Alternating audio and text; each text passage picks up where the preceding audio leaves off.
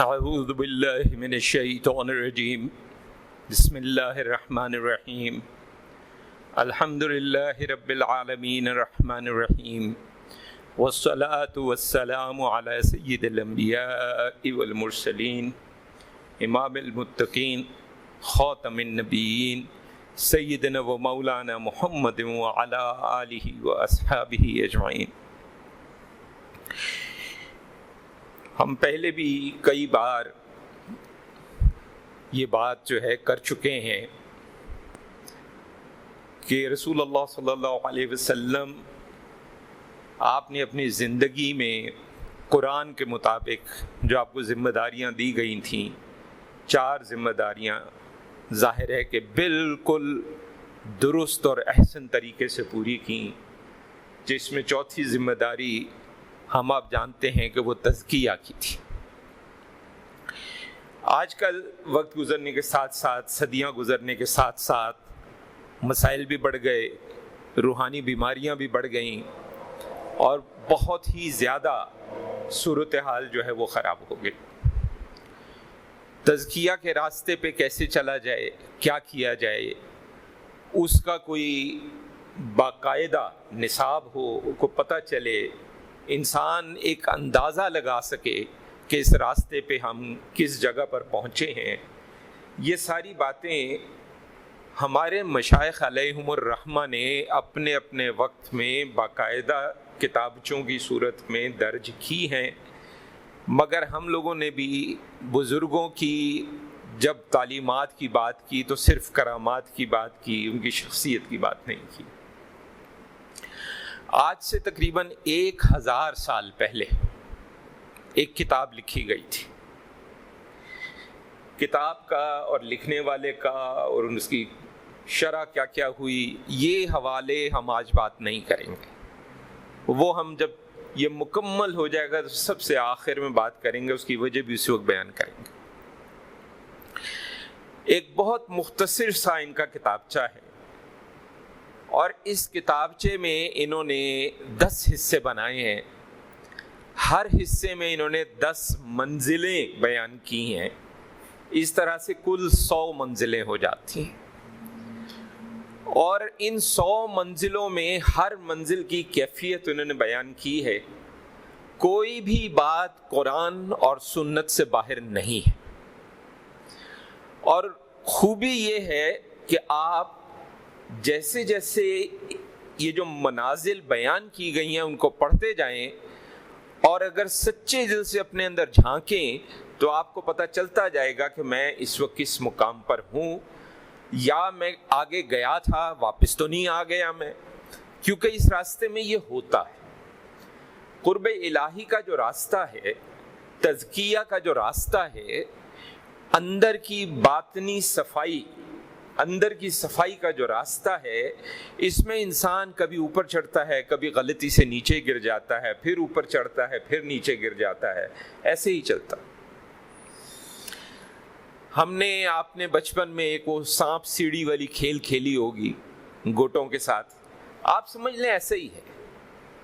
سلطنت عثمانیہ کے دور میں یہ جو سانپ سیڑھی ہے، یہ اصل میں سلطنت عثمانیہ کے دور میں باقاعدہ کھیل ہوا کرتا تھا، جس کے اندر نمبر نہیں لکھے ہوتے تھے، ہر ڈبے کے اندر ایک مقام کا نام ہوتا تھا، اور گوٹوں کے ساتھ مقام سے، ایک مقام سے دوسرے پہ یا اچانک 4 چھلانگ لگا کے یا 6 چھلانگ لگا کے آگے جاتے تھے، پھر کہیں پہ سانپ کا منہ آتا تھا تو فوری طور پہ نیچے گر جاتے تھے۔ یہ تزکیہ کا اصل راستہ بھی کچھ ایسا ہی ہے۔ انسان سے کوتاہی ہو جاتی ہے، کبھی دانستہ بھی کر جاتا ہے، کبھی نادانستہ ہو جاتی ہے، کبھی کوتاہی کرتا ہے اس کو احساس ہو جاتا ہے، کبھی کوتاہی کرتا ہے اس کو احساس بھی نہیں ہوتا ہے۔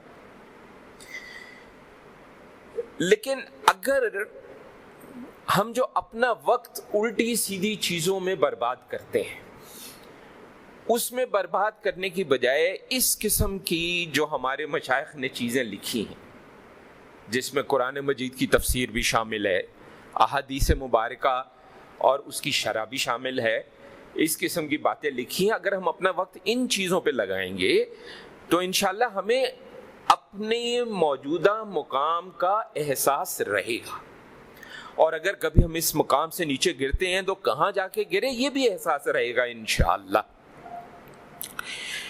اب آپ ایک چیز دیکھیے کہ آج کے دور میں خصوصاً، لیکن ہمیں آج کے دور میں اس لیے لگتا ہے کہ ہم آج کے دور میں جی رہے ہیں، ورنہ آج سے آپ 1000 سال 1500 سال پیچھے بھی چلے جائیے تو اکثر لوگ آپ کو ایسے ملیں گے جنہوں نے اپنی کتابوں میں، اپنی تحریروں میں لکھا ہے کہ بے قراری بہت ہے، بے چینی ہے، دل بے چین رہتا ہے۔ اب بات یہ ہے کہ جو باطنی سفر ہے، قربت الہی کا جو سفر ہے، اس کے لیے بڑا ضروری ہے کہ جس طرح ہم اپنے جسم کو غذا دیتے ہیں اسی طرح اپنے قلب اور اپنی روح کو بھی غذا دیں۔ ہم اس بات کو جب سمجھتے نہیں کہ روح کی غذا کچھ اور ہے، قلب کی غذا کچھ اور ہے، نفس کی اور جسم کی غذا کچھ اور ہے، یہ بات چونکہ ہمیں سمجھ میں نہیں آتی تو اس بے چینی، اس بے قراری کے نتیجے میں وہ ایک نیا لفظ ایجاد ہو گیا ہے، بوریت بہت ہوتی ہے۔ اور وہ بوریت اسی لیے ہوتی ہے کہ ہمیں اس بات کی سمجھ نہیں ہے، احساس نہیں ہے کہ یہ جو بوریت ہو رہی ہے اصل میں یہ روح کی تڑپ کی وجہ سے ہو رہی ہے۔ ہم اپنے جسم کو غذا دے رہے ہیں، اپنے نفس کو غذا دے رہے ہیں، اپنے قلب کو اور روح کو غذا نہیں دے رہے ہیں، یا اس کے مقابلے میں بہت کم دے رہے ہیں، جس کی وجہ سے روح تڑپ رہی ہے، قلب ہمارا تڑپ رہا ہے، اور یہ تڑپ ہے جو ہمیں بے چین کیے دے رہی ہے۔ ہم غلط فہمی کے اندر اس کا علاج بھی دنیا میں ڈھونڈتے ہیں۔ اسی وجہ سے آپ دیکھیے کہ جو ہماری منازل ہیں وہ منازل بھی دنیاوی ہیں۔ جس کے پاس ایک چھوٹی گاڑی آ جاتی ہے وہ کہتا ہے اگلی گاڑی میں نے بڑی لینی ہے، چاہے وہ اکیلا ہی ہو، چاہے خاندان میں صرف 2 لوگ یا 3 لوگ ہوں جو چھوٹی گاڑی میں بڑے آرام سے سفر کر سکتے ہیں۔ جب اس کے پاس بڑی آ جاتی ہے تو کہتا ہے مجھے تو اس سے بھی بڑی گاڑی لینی ہے، کیونکہ اس کو ایسے لگتا ہے کہ جیسے یہ دنیاوی آسائشیں جو ہے مجھے سکون دے دیں گی، لیکن یہ دنیاوی آسائشیں سکون نہیں دیتی، بالکل وقتی طور پر، چاہے وہ دنیاوی اسباب ہوں یا دنیاوی رشتے ہوں۔ اسی لیے دیکھیں اللہ تبارک و تعالیٰ نے خاص طور پہ ہمیں تنبیہ کی ہے، ہمیں سمجھایا ہے قرآن کے اندر کہ ہمارے جو رشتہ دار ہیں، ہماری بیویاں، ہمارے بچے، یہ بھی ہمارے لیے امتحان ہے۔ اب ہوتا کیا ہے کہ ہم چونکہ اپنی تڑپ اور یہ جو بوریت ہے اور یہ جو بے قراری ہے اس کا علاج دنیاوی چیزوں میں ڈھونڈتے ہیں، تو نتیجہ یہ نکلتا ہے کہ ہمارا قلب اور ہماری روح جو کہ پہلے سے ہی بھوکی بھی ہے، پیاسی بھی ہے، اس کی بھوک بھی بڑھ جاتی ہے، اس کی پیاس بھی بڑھ جاتی ہے۔ وقتی طور پہ نفس اور جسم کا سکون جو ہے وہ ہمیں سکون تو دے دیتا ہے، لیکن جیسے ہی اس کا دورانیہ ختم ہوتا ہے تو اکثر اوقات آپ نے دیکھا ہوگا کہ وہ جو بے قراری ہے وہ پچھلی درجے کی بے قراری سے کئی بار زیادہ ہو جاتی ہے۔ تو یہ جو ہم نے عرض کیا کہ بہت خوبصورت کتابچہ ہے، عربی میں ہے، اس کا اردو میں ترجمہ بھی ہوا، انگریزی میں بھی ہوا، لیکن وہ لکھا اس طریقے سے گیا ہے کہ ایک عام انسان اس کو جب پڑھنا شروع کرتا ہے تو اس کو بہت سی باتوں کی سمجھ میں نہیں آتی، اسے بالکل پتہ نہیں چلتا کہ یہ کیا لکھا ہے، کیا کہہ رہے ہیں۔ لکھنے والے اپنے زمانے کے تقریباً 1000 سال پہلے کی بات ہے، شیخ الاسلام ہے۔ اب اس پہ بھی بہت سے لوگوں کو اعتراض ہے، وہ آخری نشست میں ہم بات کریں گے کہ کس کو اعتراض ہے اور کیوں اعتراض ہے اور کیا مسئلہ کیا ہے۔ لیکن انہوں نے جو سب سے پہلا حصہ لکھا ہے اس حصے کا نام انہوں نے رکھا ہے البدایات۔ البدایات کا مطلب اردو میں بنے گا آغاز، شروع، اور بدایات کے اندر انہوں نے 10 منازل بیان کی ہیں، یعنی 10 پہلی منازل ابھی صرف شروع ہے، اور اگر اس کے نام ہم آپ کو بیان کریں تو آپ کو ایسے لگے گا کہ یہ تو مکمل ہے، کیونکہ ہم لوگ وہی بات ہے کہ کبھی اصل جو مواد ہے ہم تک پہنچا نہیں، اگر پہنچا تو ہمیں سمجھ نہیں آیا۔ تو البدایات میں سب سے پہلی منزل جو آپ بیان کرتے ہیں اس کو ہم اردو میں کہیں گے بیداری۔ ہم آپ سب جانتے ہیں، اور یہ ہم میں سے ہر شخص کو یہ صورت یاد ہے تقریباً، وَالْعَصْرِ إِنَّ الْإِنسَانَ لَفِي خُسْرٍ، بے شک انسان خسارے میں ہے۔ ہم سب جانتے ہیں یہ بات، لیکن یہ جاننے کے باوجود ہمیں اس کا ادراک نہیں ہے۔ جاننے میں اور ادراک ہونے میں زمین آسمان کا فرق ہے، کیونکہ جب ادراک ہو جاتا ہے تو انسان پھر اس کے لیے کوشش کرتا ہے۔ اگر میں جانتا ہوں، اگر آپ جانتے ہیں کہ میں خسارے میں ہوں، آپ جانتے ہیں کہ آپ خسارے میں ہیں، اور اس خسارے کو سمجھنے کی کوشش نہیں کر رہے اور اس کا سدباب کرنے کی کوشش نہیں کر رہے، تو اس کا مطلب یہ ہے کہ آپ جانتے ضرور ہیں لیکن ابھی غفلت میں پڑے ہوئے ہیں، ابھی سوئے ہوئے ہیں۔ میں جانتا ضرور ہوں لیکن میں غفلت میں پڑا ہوا ہوں، میں ابھی سویا ہوا ہوں، ابھی تک بیدار نہیں ہوا ہوں، کیونکہ اگر میں بیدار ہوتا تو میں اس کے لیے کچھ کرتا، کسی سے ملتا، کسی اللہ والے کو ڈھونڈتا، کسی اللہ رسول کے راستے پہ چلنے والے کو ڈھونڈتا، اس کے ساتھ اپنی صحبت رکھتا، بیٹھتا، چیزیں سیکھتا، سمجھتا۔ اور قرآن میں یہ آیت بھی ہمیں بہت دفعہ جا بجا ادھر ادھر بیٹھتے ہیں تو سننے کو ملتی ہے، جس کا مطلب یہ ہے کہ قلوب کا سکون اللہ نے اپنے ذکر میں رکھا ہے۔ اس کو بھی ہم نے غلط سمجھا ہے، یہ بھی عرض کریں، یہ وقت پہ آئیں گے تو وقت جب آئے گا تو بات کریں گے۔ تو یہ جو بیداری ہے، یہ بیداری صرف جسمانی بیداری نہیں ہے، یہ ایک انتہائی گہری روحانی کیفیت ہے۔ اسی لیے ہم نے کہا کہ اس کو بطور منزل آپ نے پیش کیا ہے۔ اس میں 3 بنیادی شرائط آپ بیان کرتے ہیں۔ اب آپ دیکھیے گا کہ بظاہر جب ہم کہتے ہیں ایسی باتیں تو بندہ کہتا ہے یار یہ کہاں سے آ رہی ہیں باتیں، لیکن جب بات سنیں گے تو آپ کو پتہ چلے گا کہ کہیں قرآن سے نہیں ٹکراتی، کہیں کسی حدیث سے نہیں ٹکراتی۔ سب سے پہلی جو اس کے لیے شرط ہے وہ ہے اللہ کی نعمتوں کی پہچان۔ ظاہری نعمتیں، پوشیدہ نعمتیں، اس کا شعور ہونا، اس کی سمجھ ہونا، اس کا فہم ہونا۔ چھوٹی چھوٹی چیزیں ہیں ایسی جو اصل میں بہت بڑی نعمتیں ہیں، لیکن ہمیں اس کا احساس نہیں ہے۔ دوسری شرط بیداری کی کیا ہے؟ وہ ہے نفس کا محاسبہ۔ گناہوں، غفلتوں اور نافرمانی کے جو روحانی نقصانات ہیں ان کو سامنے رکھتے ہوئے اپنا احتساب کرنا، یہ دوسری شرط ہے۔ اور تیسری شرط ہے عادت کو توڑنا۔ اور یہ عادت صرف برائی کی عادت نہیں ہے، اچھائی بھی اگر عادتاً کی جائے تو اس کو ہمیں توڑنا ہے۔ نماز فرض ہے ہمیں پڑھنی، لیکن کیا ہم نماز اپنے اللہ کو خوش کرنے کے لیے پڑھ رہے ہیں یا ہم عادتاً پڑھ رہے ہیں؟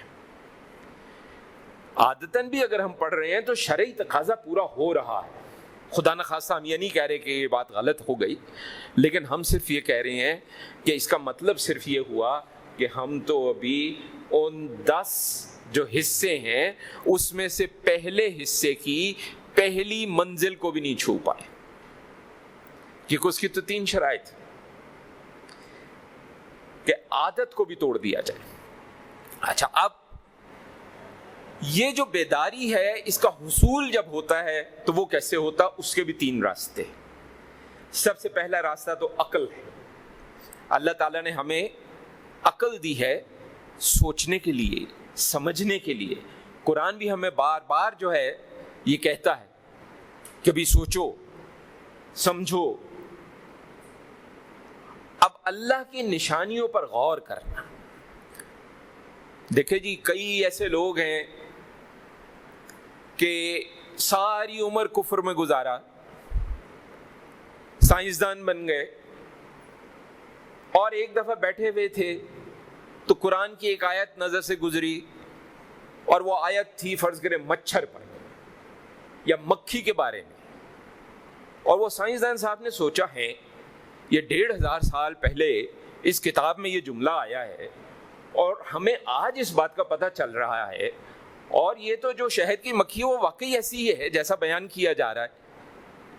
اب یہ اللہ کی نشانی پر غور ہوا، اللہ نے اس کو توبہ دے دی، اس نے فوراً اسلام قبول کر لیا۔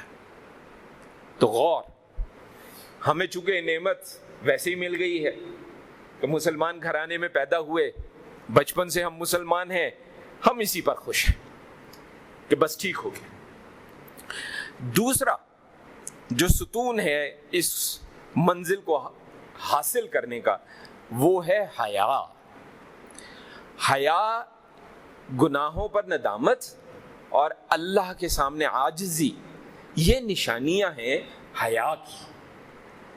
جب ہم گناہوں پہ اصرار کرنے لگیں اور اس کو ثابت کرنے لگیں اور اس میں یہ کرنے لگیں کہ نہیں جی یہ بات ایسی ہے، تو اس کا مطلب یہ ہے کہ ہم حیا سے دور ہو گئے ہیں، شیطان کامیاب ہو گیا ہے۔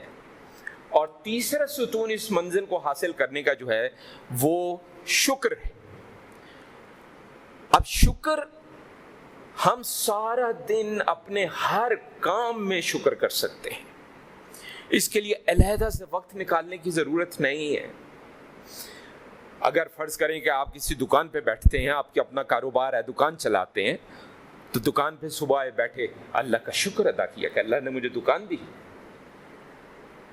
2-4 گاہک آئے، اللہ کا شکر ادا کیا، اللہ تعالیٰ نے گاہک بیچا، شام تک اچھی بکری ہو گئی، اللہ کا شکر ادا کیا کہ یا اللہ تو نے آج میرا بڑا اچھا دن جو ہے وہ دیا مجھے، میں دنیاوی طور پہ بھی کامیاب رہا۔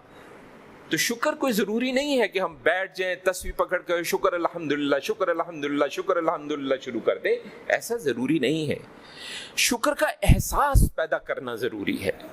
بات کا صرف زبان سے نکلنا ضروری نہیں ہے، بات کا یہاں سے نکلنا ضروری ہے، دل سے نکلنا ضروری ہے۔ دل سے نکلے، زبان سے نہ بھی نکلے، تو اللہ تو دلوں کا حال جانتا ہے۔ اللہ کو اس زبان سے ہلنا شرط اللہ نے نہیں رکھا ہوا۔ اسی لیے آپ دیکھیں ایمان کے بارے میں حدیث شریف میں کیا آیا؟ زبان سے اقرار، دل سے ماننا، اس پہ عمل کرنا۔ جو زبان سے تو اقرار ہم کر لیتے ہیں، دن میں 50 دفعہ ہم کلمہ پڑھتے ہیں، لا الہ الا اللہ محمد رسول اللہ صلی اللہ علیہ وسلم۔ جو شخص نماز پڑھتا ہے ہر وضو کے بعد تجدید ایمان کرتا ہے، تو زبان سے تو اقرار ہو گیا، پھر اب دل سے ماننا اور اس کے مطابق عمل کرنا۔ اسی لیے ہمارا عمل جو ہے وہ بھی شکر ہے، اور شکر کا اظہار ہے۔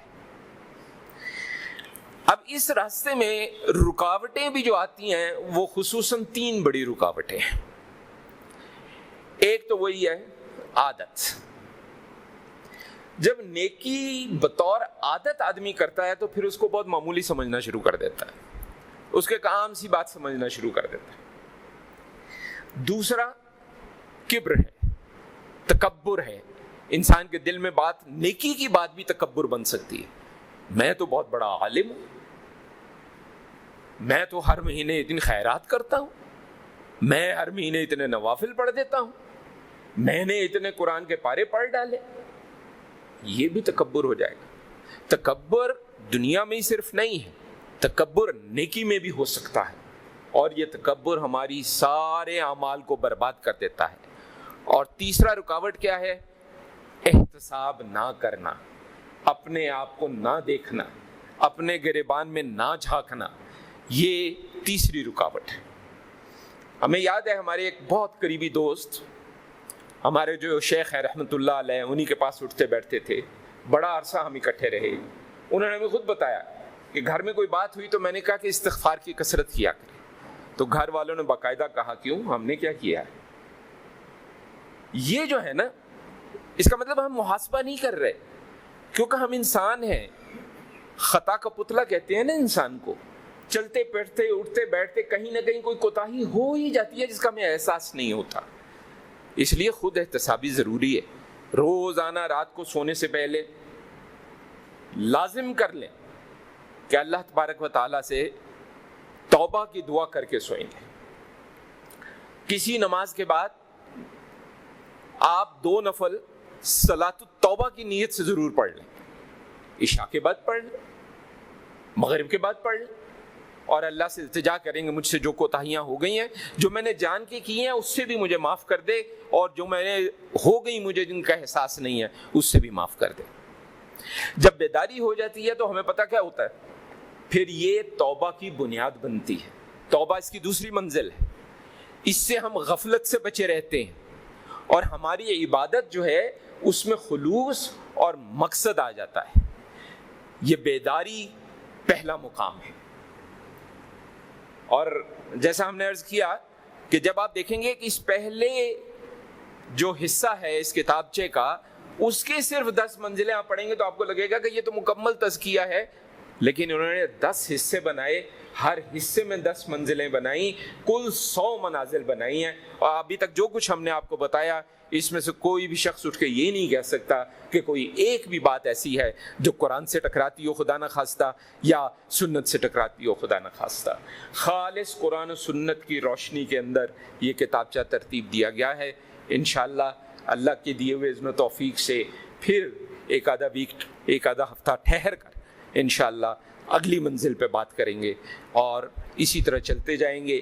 ایک ہفتہ قرآن مجید، ایک ہفتہ سیرت النبی، ایک ہفتہ یہ روحانی منازل، یہ سلسلہ اس طرح۔